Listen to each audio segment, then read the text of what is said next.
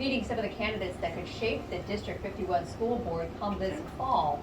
And what is the fate of an Afghan family trying to return home to Colorado? Live from Grand Junction, this is the 10. 10 straight minutes of news starts now. Somehow people have come to believe we are a judge and jury, whether it's ensuring people's constitutional rights or determining if election crimes were committed. We are not a judge. We are not a jury. We are county commissioners with very limited control. 10 straight minutes of news starts tonight with new developments in one of the investigations into Mason County Clerk and Recorder's office. We're so glad you're joining us for the 10. I'm Jean Reynolds. Bernie Lang has the night off. Well, Colorado Secretary of State Jena Griswold is saying that unauthorized copies of Mason County's voting software were made and then posted publicly. The 10's Tom Ferguson has the very latest details on this and the investigation into the Mason County Clerk and Recorder's office. Tom. Thank you so much, Jean. Secretary of State Griswold alleging that Mason County Clerk and Recorder Tina Peters, along with two others on May 23rd of this year, gained access to county voting equipment and made those copies of the voting system software. Those two other individuals, an unnamed County Clerk and Recorder's Office employee, plus a man named Gerald Wood. Now, Wood is the same individual that Griswold is alleging later had access unauthorized to county voting equipment on May 25th. Today, we also received word that Griswold will appoint a supervisor to oversee Mason County's elections. That individual has not been named at this time. Also earlier today, the Mason County Commissioners shared comments on the investigations into Peters and her office during their public meeting. I'm encouraged with what I believe is objectivity, and that's what I'm trying to maintain right now. And I'm taking in all the evidence, and I'm going to make, and ultimately, what decision I can make, because we've got a lot of moving parts. We're going in here to executive session here in a minute to talk about stuff that means a lot. And I wish I had more control over the process, but we don't. But we're going to take control and make the right decisions where we need to. Commissioner Janet Rowland urging residents to wait for more information before rushing to conclusions. There is an ongoing investigation, not just by the Secretary of State, but by our own elected District Attorney, Dan Rubenstein, who I'm guessing most of you voted for. I certainly did. I've known Dan for nearly 2 decades. I trust him, and he's a man of integrity, and I'm waiting to hear back from him what he finds from the investigation process, and I think it's premature to make any judgments before that happens. Griswold says she alerted the U.S. Cybersecurity and Infrastructure Security Agency of this development. According to her office, CISA has confirmed that it does not view this breach as a significant heightening of the election risk landscape at this point. I did reach out directly to Clerk Peters for comment on these allegations. I have not heard back. Reporting live from the Mason County Clerk and Recorder's Office in Grand Junction, Tom Ferguson for the 10. Tom, thanks a lot. And as we reported, Mason County has to replace its voting equipment after Griswold decertified it. We are still waiting for comment from the county on the equipment replacement process. Well, a dramatic day in Kabul, Afghanistan, one that resembles the fall of Saigon in 1975. Video shot by a Wall Street Journal reporter in Afghanistan shows U.S. Marines rushing through the airport to secure American military planes on the tarmacs. The reporter was there as a line of U.S. Marines pushed through crowds at the airport in Kabul last night. The Marines were moving to secure C-17 cargo planes on the tarmac, despite Afghans were breaking through perimeter barriers to get on the planes, trying to flee to safety. Now the Taliban has officially taken over the capital city following a whirlwind overthrow of other provincial capitals during the past week. And keeping the Kabul airport open is key to getting people out. Colorado Congressman Jason Crow says the U.S. needs to do what's necessary to help as many people as it can. Here's reporter Noel Brennan. Evacuation looks like desperation on the tarmac at Kabul airport, as thousands of Afghans try to escape a country now firmly under Taliban control. We see you, we hear you. You have many friends in the United States, and we will continue to fight for you and bring you to safety with your families. Jason Crow is an Army Ranger turned U.S. representative. Democratic congressman from Colorado gathered a group of lawmakers and advocacy groups calling on the U.S. to keep the Kabul airport open. Send in the combat power and the troops that are necessary, secure that airport, and keep it open as long as we possibly can. We have the means, we have the ability, we are the United States of America, we can do this, and we can get thousands and thousands of people out. But we must have the will. Former Secretary of State Madeleine Albright shared the urgency. And there will be plenty of time to assess how this happened and what went wrong. But our focus today and in the days ahead needs to be squarely on saving lives. Crow made it clear he thinks this evacuation should have started months ago. And had we done that, tens of thousands of folks could have been brought to safety. It could have been done deliberately and methodically. We think that that was a missed opportunity. As 7,000 U.S. troops helped secure the Kabul airport, Crow spoke to those who've already returned home. Your service, your sacrifice was honorable. You stood up, you raised your right hand, and you served your country when you were called to do so. And you should be proud of that because we are proud of it. Madeleine Albright said the United States has a moral responsibility and a national security interest to protect Afghan allies. She said the protection of Afghan women in particular must be a top priority. Well, a timeline for evacuating those U.S. citizens and allies remains unclear. That includes Haroom Zarifi, his wife, and 2 daughters. The oldest is only 4 years old. They were supposed to return home to Denver next week. Reporter Victoria De Leon talked to Zarifi today, who admitted it's hard to stay hopeful. My wife and the whole family was kind of scared and crying and stuff. Just from Denver, I know 5 other families. They're in Afghanistan. Just want everyone to pray for us. This is where Haroom Zarifi's family wants to be. My children, which they have no idea what's going on. But their home in Denver has been empty since June. So I came to Afghanistan. My dad, he was sick, so I had to come here, and I took to India for almost a week. We came back to Afghanistan. I'm still here with my kids and my wife.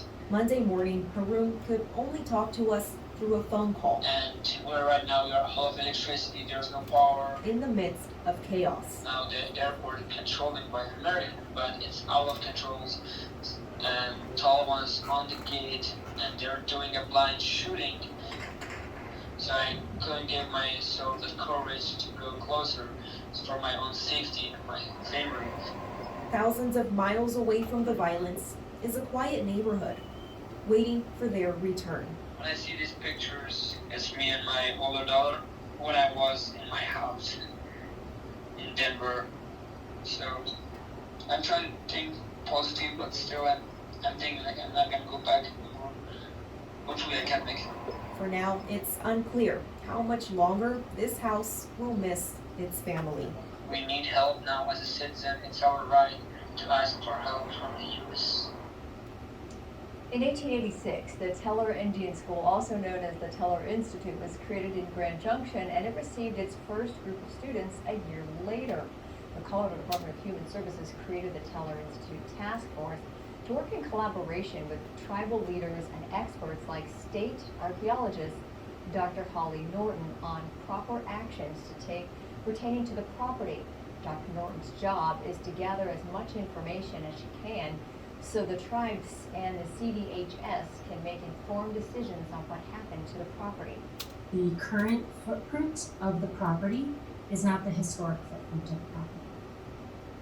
But we don't know what that means in terms of potential variables. So really what we're doing is trying to forget any assumptions that people have been making over the last few years about what might exist or what might not exist. And really, I'm starting from ground zero. CDHS said it is fully committed to investigating whether an unmarked gravesite is located on the land the Regional Center currently occupies.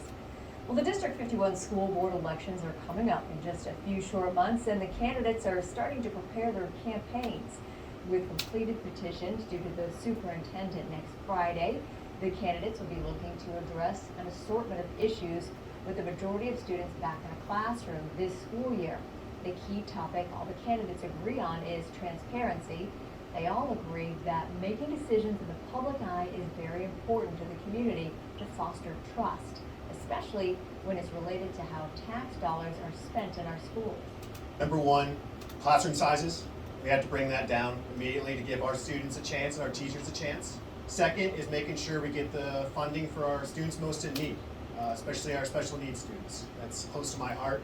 And then finally, to get that done, we need a school board member who goes out to the community, listens to them, not just waiting at the board meetings, but instead meeting, having real conversations, and connecting with people. And we're told that anyone who is registered to vote can vote for all of the district candidates, not just the candidates in the district you live in. Well, the Grand Junction Police Department is reminding parents and guardians of the importance of speaking with kids about internet safety. There is no doubt we live in a digital world. According to the American Community Survey, some 95% of 3 to 18-year-olds have home internet access. While the internet can be a great resource, Grand Junction Police say it can also be a scary place. It has seen instances online of invasion of privacy, cyberbullying, sexual harassment, and sexting. And this is why Grand Junction Police say it's important for parents to communicate with their children about internet safety. You want to make sure that you're having those important conversations with your kids. So making sure that you are opening those lines of communication can make your child more comfortable to come to you when they are experiencing something that's really dangerous online. Grand Junction Police also want kids to know when they are online to never share personal information, and also that whatever they post on there, the internet is permanent. Well, the Mason County Coroner's Office has moved to a new location on Noland Avenue in Grand Junction. According to Mason County, the move helps the office better serve residents. A county-owned building was repurposed for the coroner's office for a little under $500,000. Now, beforehand, the coroner's office was working out of 2 separate locations, one at Community Hospital and one at the old county courthouse. Now, according to the coroner, Victor Yan, he and his staff can work more efficiently. Call volume's growing, the county's growing, so therefore we need more space. We designed this building so that we can have more room and able to grow as the population increase occurs. We also have it set up so that we can pull our vehicles inside, load them, unload, rather than be in the public, which is the first time that we've had that option. A new family room also provides a space where coroner's office staff can discuss cases with family members of the deceased in private. After weeks of waiting, I-70 has reopened one lane in each direction to allow for normal traffic flow. The opening even went better than expected. The quick process made CDOT, they were able to open up the lanes at 6:30 a.m. on Saturday. It was originally projected to open Saturday afternoon. CDOT experts were initially expecting some backups and delays, but stated that traffic flow flew smoothly. This is really the type of support we've never really seen before, so we are incredibly grateful. As most folks know, we had a lot of maintenance crews coming out from other parts of the state, really Denver, down south. So we have a lot of people who've been spending a couple of weeks away from their families. CDOT still wants travelers to check the weather before heading through the canyon because future rain could cause an additional mudslide at any time. The 10 weather with Bush McKay. Well, the smoke is back with us. It came in on Sunday. Saturday was pretty good. Sunday, smoky. Today was smoky. Tomorrow will be smoky. Looks like we'll see some thinning smoke around here on Wednesday and Thursday as the flow in the upper levels turns southwesterly to bring in a little moisture for a change. But most of that thick smoke right now is up into Wyoming, northern Utah, and parts of Idaho. Air quality warning stays in effect for parts of the Front Range, including Denver, Castle Rock, also Fort Collins, and Loveland, staying in effect until 4 tomorrow afternoon. And it's a flood watch out here in Utah as the moisture starts to slowly push in. Looks like a pretty good chance for moisture around here. Pretty widespread rain, we're thinking, on Wednesday and Thursday. Right now it's 81 degrees with an east wind at 13. Humidity's 22 and the pressure is steady. Montrose 74 degrees with a south wind at 10. The pressure is rising and the humidity's 32. This morning's low temperature, it was a warm start this morning. 73 in Grand Junction, 64 coming in from Montrose. The coolest reading coming in from Leadville, not posted, they had 35 this morning. Denison had a cool 44. Denver dropped down to 63 in their AC. A pair of 5s from Colorado Springs and Pueblo. About 3:15 this afternoon, our high was 94 degrees, Montrose 89. The warmest in the state today, 96 from Fort Collins. Also La Junta had 96 today, and there's another 96 across the border from Moab this afternoon. So hot again tomorrow. Looks like the moonshine moisture will return. Did he say moonshine? I think he did. A little old-fashioned Mountain Dew. Well, you know, this drought will drive you to drink for sure. But monsoon moisture returning well, it looks like on Wednesday and Thursday. So that's going to be good news. And also, going to be a little taste of fall, I think, on Thursday, for Wednesday and Thursday, as the cooler temperatures come in. Had a few little showers, mainly in the mountains. Thunder showers, but those are beginning to certainly starting to wane right now. And a lot of false echoes showing up on the radar. So some haze and smoke around tonight, 66 for a morning low. Delta looking for 60 for a minimum temperature. Montrose 58 tonight and dry. Some rain showers around the Llano Estacado in Texas, eastern plains of New Mexico, Arizona. And it looks like this is the monsoonal moisture we're going to be watching, because as this low pressure system sets up to the northwest of us, it's going to start to sweep up some of that moisture and move it in our direction. Pretty widespread moisture anticipated on Wednesday and Thursday. Let's take you down to the southeast. This is a weak tropical storm. It's Fred over Dothan, Alabama right now, and continuing to move to the north-northeast at 12 miles per hour. High sustained winds, barely a tropical storm at 40 miles per hour. All that moisture will be moving up into the Ohio River Valley sometime Wednesday morning. Futurecast shows some spotty activity around the area, primarily in the higher elevations tomorrow afternoon, but a better chance for rain and moisture will come on Wednesday, and that's going to linger into Wednesday night and into Thursday and Thursday night, perhaps even a slight chance on Friday. This is the way we'll lay it out for you. Good bet for moisture on Wednesday and Thursday, a slight chance on Friday, but notice those temperatures. Yeah, hot and smoky again on 96, but notice these temperatures dropping off into the middle 70s. Oh, you're going to like Thursday. A little taste of fall for us as those temperatures, the low temperatures drop back into the 50s, so that's going to be good sleeping weather for us. And over the weekend, back to sunshine and afternoon high temperatures in the 80s. Montrose looking at a warm 93 tomorrow. A good bet for showers and thunderstorms Wednesday and Thursday, a slight chance on Friday. Your temperatures will stay in the 70s after tomorrow on Wednesday, Thursday, and Friday. All 70s there, back into the 80s for you over the weekend. Our cool snap was sent in by Jennifer Frazier, and this was taken last week from Connected Lakes of the sun peeking over Mount Garfield. So that's a nice sunrise. That really is beautiful. All right, thanks a lot. Coming up on the 10th, in spite of COVID resurgence, people are still traveling. Why you may want to consider travel insurance.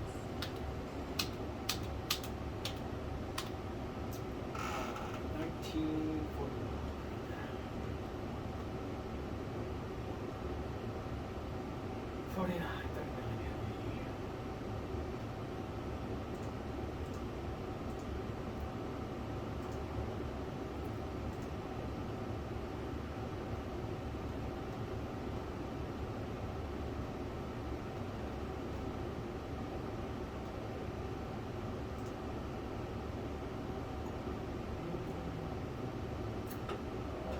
We have floating property tax, so it's 275.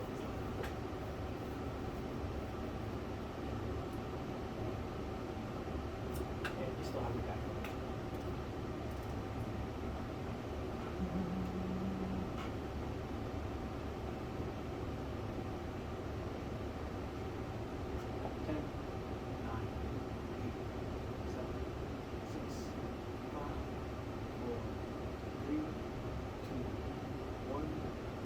Most trusted, most watched. You're watching The 10 with Gene Reynolds, Bernie Lang, Weather with Butch McCain, and Sports with Dave Acker.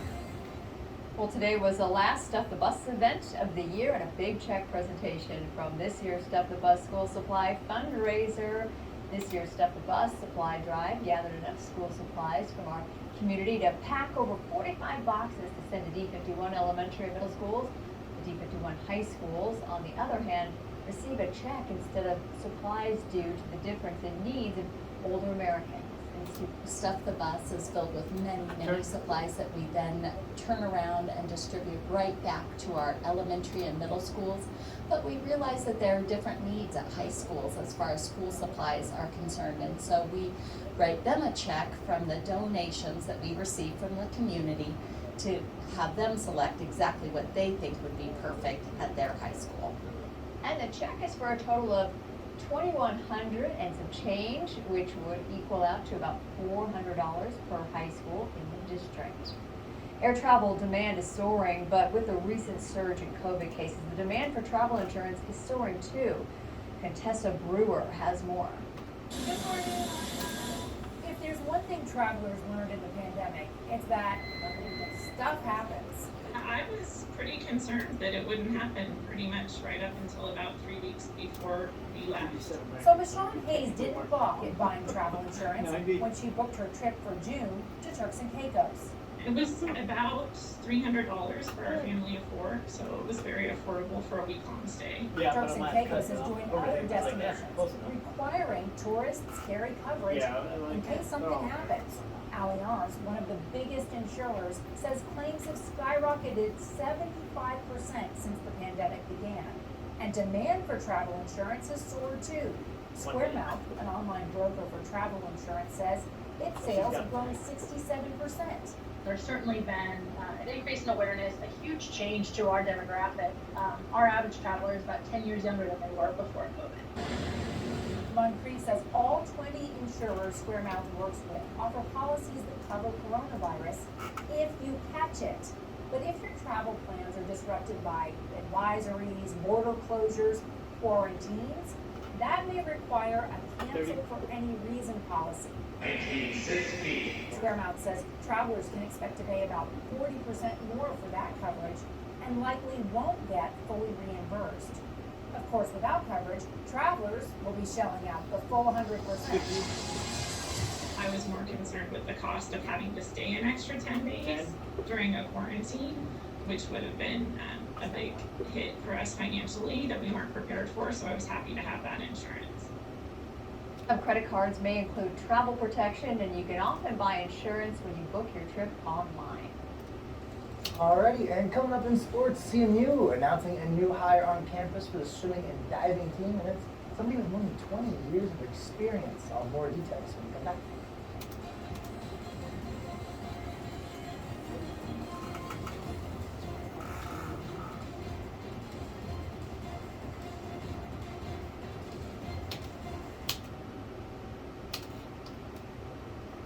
That'd be embarrassing.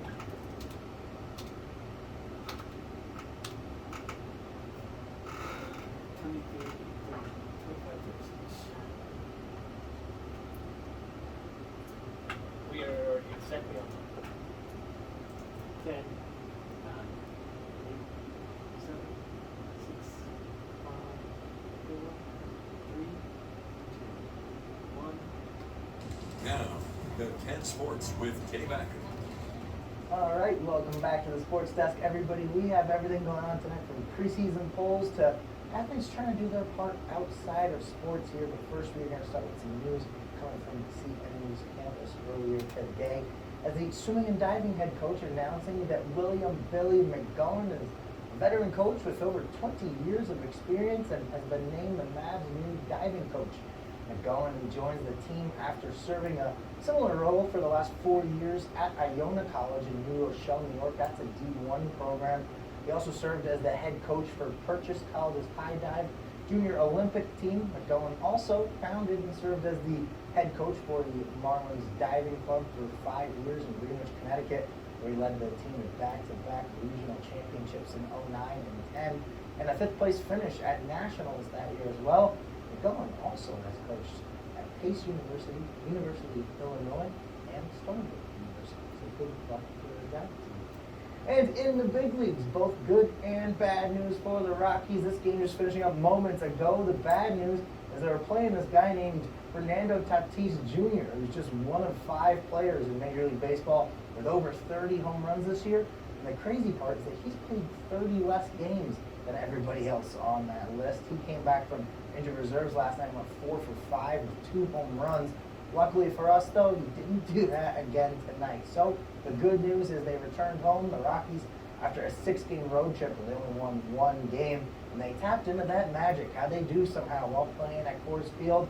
The Padres came back and tied this one up at 5 apiece in the 9th inning, but C.J. Cron hit the home run walk-off style in the bottom of the 9th to save the day, so the Rockies get a win, 6-5, your final score there. And then another college football season, just right around the corner here, set to start. And once again, everybody going to be chasing Alabama. The Associated Press releasing their preseason top 25 for college football earlier today, and the Crimson Tide finding themselves once again at the top of the list. This is now the 4th time in the last 6 seasons the Nick Saban's team will start the season at number 1. Oklahoma, Clemson, and Ohio State rounding out the top 4 there. I don't think that's too surprising for anybody, as those are the 4 teams in last year's college football playoff. Closest team to us here in Western Colorado, I wanted to point out in this top 25, Utah sneaking in there at that number 24 spot, so keep an eye on them this season. And tennis superstar Naomi Osaka, who lit the torch in Tokyo 2020 for the Olympics. She's of Japanese and Haitian descent, has pledged to donate her earnings from her next tournament to support earthquake relief efforts in Haiti.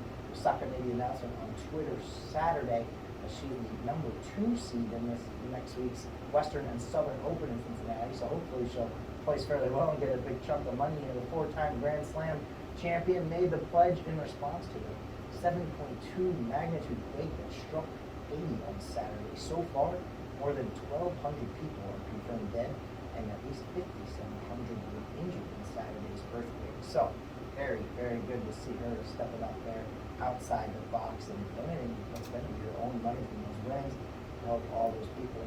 But for now, that's going to do it for sports, and we'll be right back. After the break.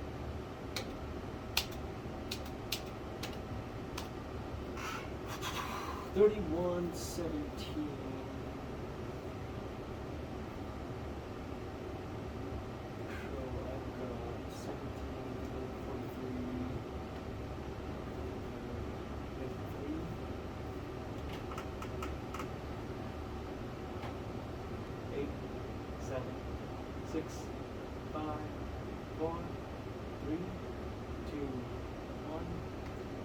Good evening, I'm Erin Crooks. New research is now revealing how the COVID lockdown could impact kids' learning.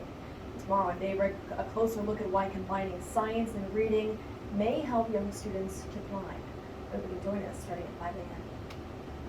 Well, it looks like it's going to be another hot and smoky day for us tomorrow, a high of 96. Pretty good monsoonal surge of moisture will come in here on Wednesday and Thursday, and look at those temperatures. They dive into the 70s. Going to be a little bit like fall around here on Thursday. Thursday's going to be a cool day, but I think we're going to be seeing some pretty good widespread rain around here on Wednesday and Thursday. A slight chance on Friday, and then drying out over the weekend as those temperatures going back up into the 80s.